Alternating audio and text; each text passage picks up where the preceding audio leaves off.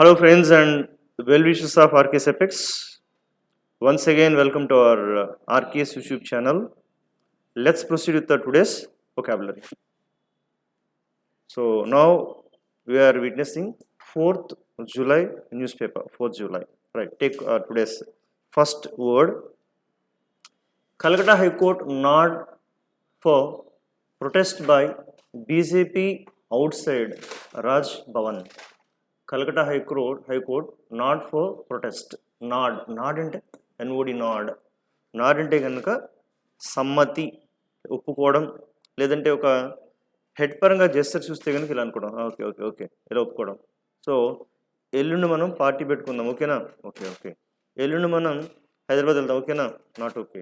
అంటే ఇది కాదు, ఇలా అంటే నాడ్ అంటే రెండు తలవపడమేను. ఇక్కడ ఎస్సీలు అంటే కనుక ఇట్స్ నాడ్, సమ్మతి అనుకోవడం, అనుకూలం అన్నట్టు అంతా కూడా.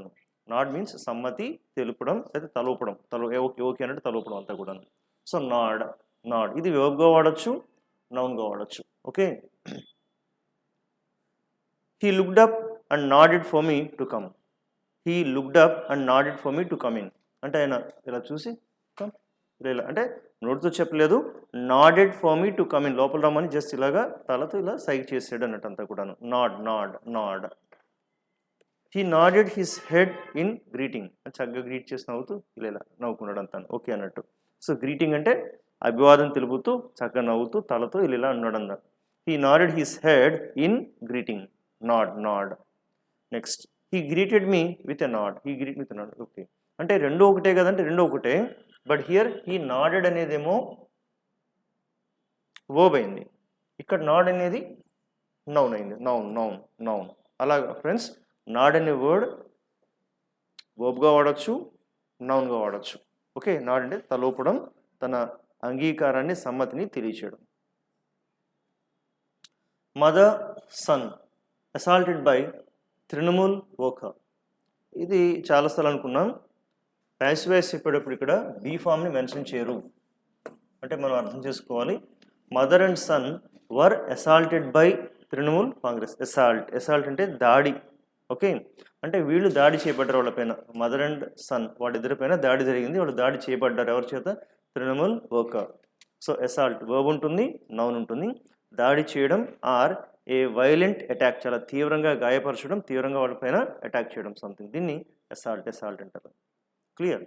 Many health care workers say చెప్తున్నారు వాళ్ళు ఏమని, they have been physically assaulted by patients. అంటే చాలా సందర్భాల్లో ఈ పర్టికులర్ పేషెంట్స్ చేత వాళ్ళు దాడి చేయబడ్డారు అని చెప్పబడుతుంటుంది అక్కడ. ఆఫ్ కోర్స్ చాలా సందర్భాలు కాకపోయినా అక్కడ ఆ సందర్భంలో అయినా సరే.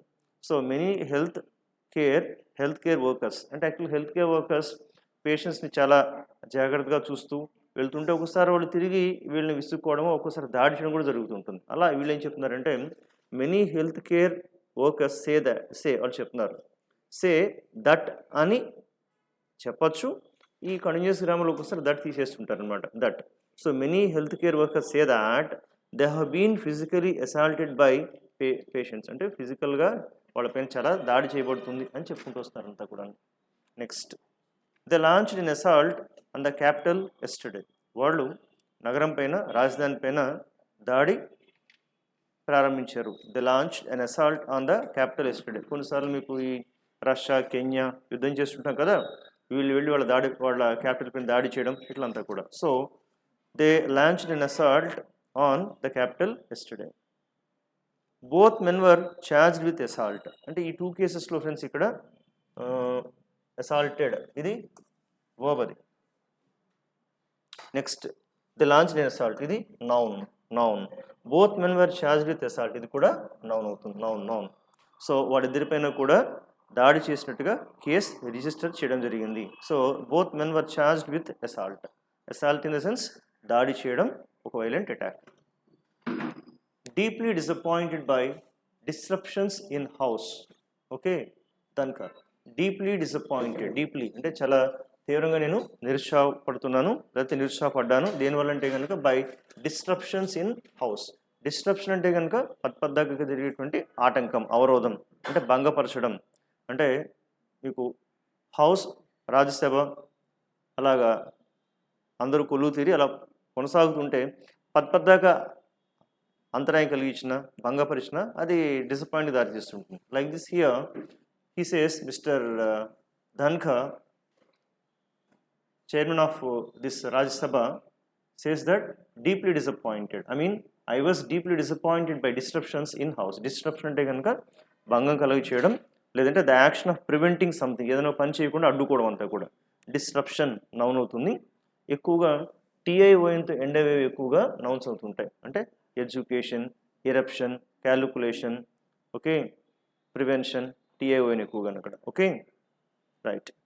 The accident brought widespread disruption on the roads.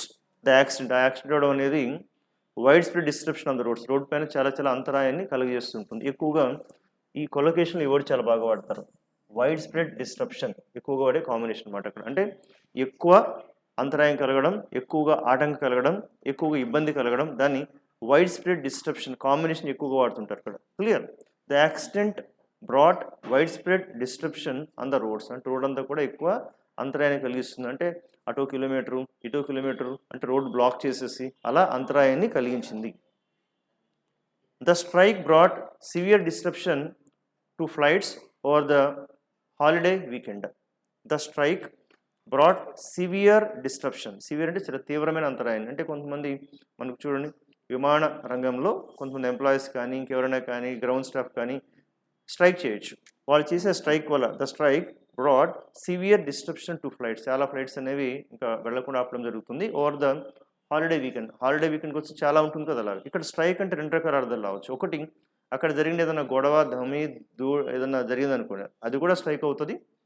లేదు, ఎంప్లాయీస్ కూర్చొని చేసే స్ట్రైక్ కూడా స్ట్రైక్ అవుతుంది. Here the strike brought severe disruption to flights over the holiday weekend, అంటే హాలిడే వీకెండ్ని గట్టిగా దెబ్బతీసింది, ఎక్కువగా అంటే భంగపరిచింది, ఎక్కువగా ఆ సర్వీసెస్ కొనసాగకుండా ఆపింది అని చెప్పండి, డిస్ట్రప్షన్.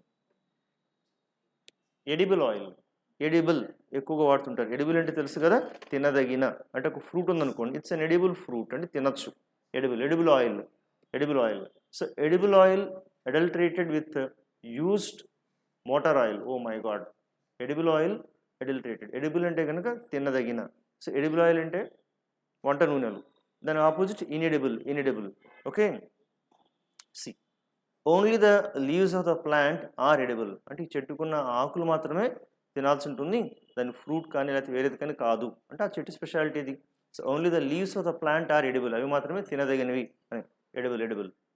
అలాగే మరి అడల్టరేటెడ్ అంటే కనుక కల్తీ చేయబడిన, ఓకే, కల్తీ నూనె, adulterated oil. Okay, food adulteration అంటే ఆహార కల్తీ, ఈ కల్తీని అడల్టరేషన్ అంటారు. అడల్టరేటెడ్ అడ్జెక్టివ్, కల్తీ, కల్తీ చేయబడిన.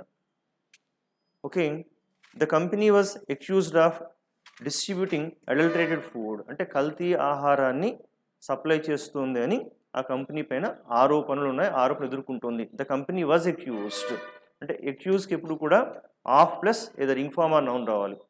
Okay, the company was accused of, company మీద ఆ నేరం మోపబడ్డది. Accused of distributing adulterated food, అంటే కల్తీ ఆహారాన్ని సప్లై చేస్తూ అని చెప్పి వాళ్ళపైన ఒక నేరం మోపబడ్డది. సో ఫ్రెండ్స్, ఇలా చక్కటి ఈ వర్డ్స్ ఒకసారి చెక్ చేసుకోండి. ఎడిబుల్. ఇంకోటి లాస్ట్ టైం కూడా చెప్పాను, బిఎల్ఈ అని ఎండింగ్లో వస్తే అదొక అడ్జెక్టివ్ అవుతుంటుంది. బిఎల్ఈ, బిఎల్ఈ అంటే ఎట్లాగా, able, enable, credible. Okay, credible, ఇలా B L E, B L E. Okay, so edible oil adulterated with used motor oil, అంటే వాడబడిన మోటార్ ఆయిల్ ఏదో దాన్ని ఈ తినే నూనెలు కలిపేసేసి దాన్ని కల్తీ చేస్తున్నారని చెప్తున్నారు అంతా కూడా. క్లియర్. సో ఇవాళ వర్డ్స్ కొంచెం చెక్ చేసుకొని చక్కగా edible, adulterated. Okay, okay friends, with this we close our today's video. Once again we'll see tomorrow.